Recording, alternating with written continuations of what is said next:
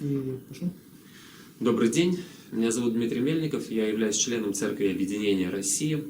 Я слышал от своих коллег, членов Церкви Объединения Монголии, о том, что сейчас в Монголии распространяется очень много негативной и неправильной информации о Церкви Объединения.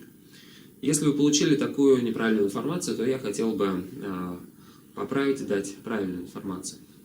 Я являюсь членом Совета Церкви Объединения, руководящего органа Церкви Объединения России. Церковь Объединения России была зарегистрирована 21 мая 1992 года. Хотел бы показать вам официальное свидетельство о регистрации.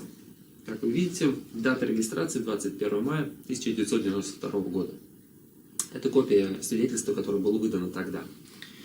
В 1997 году закон о религиозных организациях изменился, в связи с которым Церковь Объединения должна была пройти перерегистрацию, что она успешно сделала.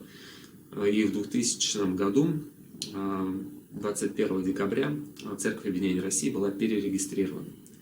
Позднее, в 2010 году, Министерство юстиции провело плановую проверку деятельности Церкви Объединения, в результате которой не нашло никаких серьезных нарушений, кроме, может быть, нескольких нарушений, связанных с ведением документации церкви.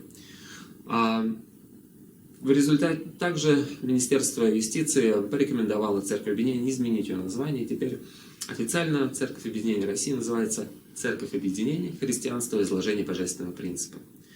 В 2013 году Министерство юстиции в очередной раз подтвердило статус Церкви Объединения, выдав вот такое свидетельство о регистрации. Здесь вы можете ясно видеть, что дата образования Церкви Объединения 21 мая 1992 года. Дата этого свидетельства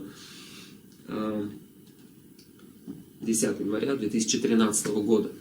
Более того, существует официальный сайт налоговой инспекции Российской Федерации, где, введя идентификационный номер организации, вы можете проверить ее текущий статус. Организация по-прежнему существует и действует.